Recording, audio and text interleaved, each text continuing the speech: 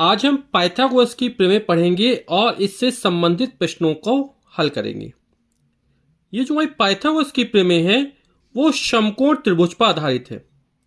यहाँ पर एक समकोण त्रिभुज है, इसका ये वाला कोण समकोण है। ऐसा त्रिभुज जिसका एक कोण समकोण हो समकोण त्रिभुज कहते हैं। तो समकोण त्रिभुज में समकोण के सामने की जो भुजा होती है वो सबसे बड़ी भुजा होती है और इसे हम कर्ण कहते हैं। अब ये दो भुजाएं बची, तो यदि ये वाला कोण ले लेंगे तो कोण के सामने लंब हो जाएगा। मान लो ये वाला कोण हमने लिया तो इस कोण के सामने ये भुजा वो लंब कहलाएगी और जिस पर कोण बनता वो आधार कहलाएगा। यदि हम कोण ये वाला ले लें तब हमारा लंब ये कहलाएगा और आधार ये कहलाएगा।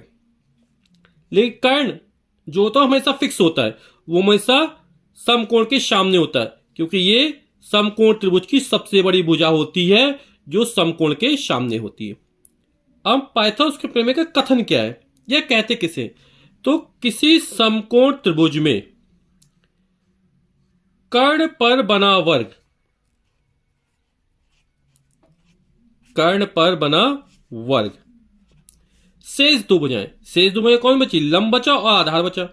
शेष दो भुजाओं पर बने वर्गों यानी लंब का वर्ग और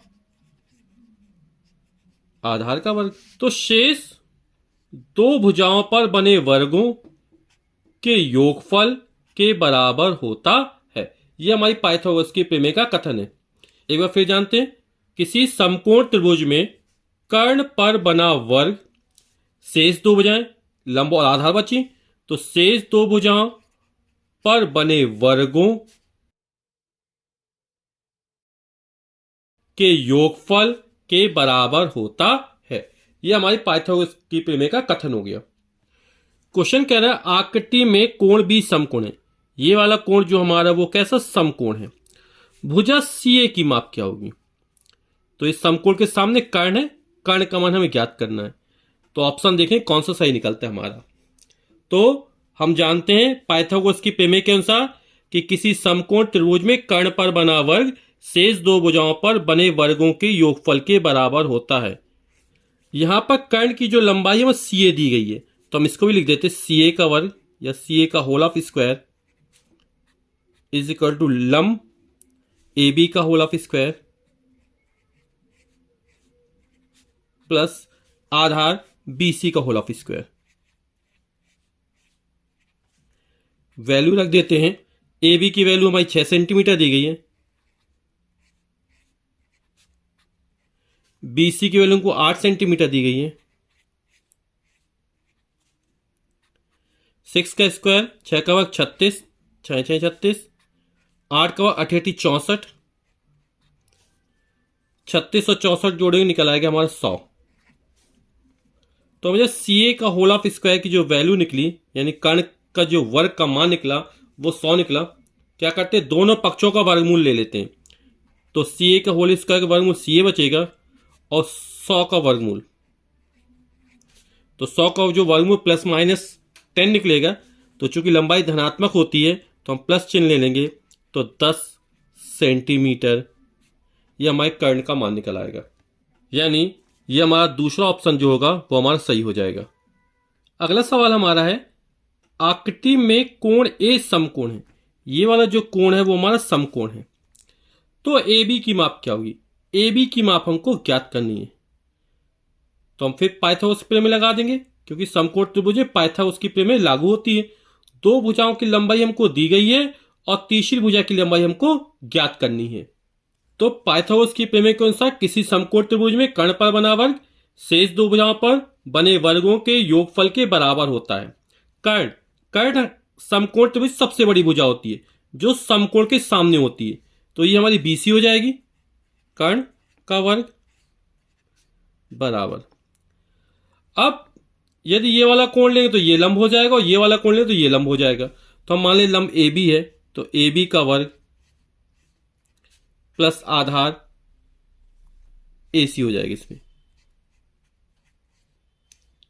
जो कर्ण होता है वो हमेशा समकोण के सामने होता है। सबकी वैल्यू रख देते। BC का मान 13 है, तो BC का मान 13 है, 13 का स्क्वायर। AB का मान हमको ज्ञात करना है, तो AB का वर्ग, AB स्क्वायर प्लस, और AC का मान हमको 12 सेंटीमीटर दिया, 12 सेंटीमीटर दिया, 12 का स्क्वायर। तो 13 का स्क्वायर 169, 13 का वर्ग 169 होता है, AB का वर्ग प्लस 12 का स्क्वायर 144, 12 का वर्ग 144। AB के होल स्क्वायर का मान निकालने, इसका पक्षांतर कर देंगे तो हो जाएगा AB का होल ऑफ स्क्वायर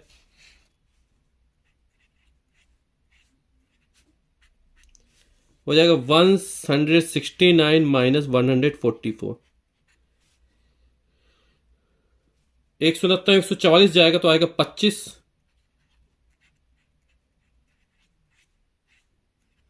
AB के वर्ग का मान 25 निकला। दोनों पक्षों का वर्गमूल ले लेंगे तो यहां बचेगा AB, 25 का वो प्लस माइनस 5 आएगा, क्योंकि लंबाई धनात्मक होती है तो AB का मान 5 सेंटीमीटर निकल आएगा। तो इसका हमारा थर्ड ऑप्शन सही हो जाएगा। क्वेश्चन नंबर तीसरा कह रहा है, निम्नलिखित आकृतियों में समकोण त्रिभुजों को देखकर अपनी अभ्यास पुस्तिका में रिक्त स्थानों की पूर्ति कीजिए। तो ये हमारा समकोण त्रिभुज है, इसका ये वाला कोण समकोण है, तो समकोण के सामने कर्ण हो, ये कर्ण हो जाएगा। तो किसी समकोण त्रिभुज में कर्ण पर बना वर्ग शेष दो भुजाओं पर बने वर्गों के योगफल के बराबर होता है। तो यानी x का जो वर्ग होगा वो 4 के स्क्वायर प्लस 7 के स्क्वायर के बराबर होगा। तो यहां पर दिया 4 का स्क्वायर प्लस 7 के square, that is equal to, ये हो जाएगा हमारा x स्क्वायर। फिर यहां पर ये समकोण त्रिभुज है तो ये कर्ण हो जाएगा, यानी a स्क्वायर इक्वल टू हो जाएगा 5 स्क्वायर प्लस 5 स्क्वायर, या 5 square plus 5 square, that is equal to a square. इस थर्ड आकृति में ये हमारा समकोण त्रिभुज, ये हमारा कर्ण कहलाएगा। ये 13 का square that is equal to हो जाएगा 7 का स्क्वायर प्लस p का स्क्वायर। तो माइनस आ रहा, तो 13 का स्क्वायर माइनस 7 का square that is equal to p square हो जाएगा। यहां पर ट्रांसपोर्टेशन कर दिया गया, पक्षांतर कर दिया गया है। यहां पर ये समकोण त्रिभुज है तो ये समकोण है, ये हमारा कर्ण हो गया। तो 10 का square that is equal to 8 का स्क्वायर प्लस y का स्क्वायर, या 10 के स्क्वायर में जब 8 का स्क्वायर घटाएंगे तो हमारा y स्क्वायर आ जाएगा। तो y square is equal to 10 square minus का 8 का स्क्वायर। क्वेश्चन नंबर चौथा कह रहा है कि त्रिभुज ABC में कोण ABC समकोण है। ये त्रिभुज में ABC यानी ये वाला कोण, कौन सा कोण? B कोण, जो बीच में आया है। ABC, ये B कोण जो समकोण है। यदि AB बराबर 7 सेंटीमीटर, ये जो लंबाई हमको 7 सेंटीमीटर दी गई है, BC बराबर 24 सेंटीमीटर, ये हमारा 24 सेंटीमीटर दिया गया है, तो CA की लंबाई हमको ज्ञात करनी है। ये वाली लंबाई हमको ज्ञात करनी है। तो ये समकोण है, हम जानते हैं समकोण के सामने क्या होता है? कर्ण होता है। ये समकोण की सबसे बड़ी भुजा होती है। तो CA का मान हमको ज्ञात करना है, तो हम पाइथागोरस की प्रमेय लगा देंगे। तो पाइथागोरस की प्रमेय के अनुसार किसी समकोण त्रिभुज में कर्ण पर बना वर्ग शेष दो भुजाओं पर बने वर्गों के योगफल के बराबर होता है। तो जो कर्ण की लंबाई हमको CA दी गई है, तो CA का होल ऑफ स्क्वायर, लंब हमने AB मान लिया, तो AB का होल ऑफ स्क्वायर प्लस आधार BC का होल ऑफ स्क्वायर। ये लिखे जाने के कोई जरूरी नहीं है, हम डायरेक्ट वैल्यू भी रख सकते थे, लंब का मान रख सकते, आधार का मान रख सकते थे। तो लंब यानी AB का मान जो हमको 7 सेंटीमीटर दिया गया, तो 7 का स्क्वायर 7 का स्क्वायर प्लस BC का मान हमको 24 सेंटीमीटर दिया गया, तो 24 का स्क्वायर हो जाएगा हमारा। तो 7 का स्क्वायर 49, 7 का वर्ग 49 होता है, 24 का स्क्वायर 576, 24 का वर्ग 576। इन दोनों को जोड़ेंगे तो 9 6 15 की 5 हाथ से लगी 1, 7 1 8 4 12 की 2 हाथ से लगी 1, 5 और 1 6, 625 हो गया।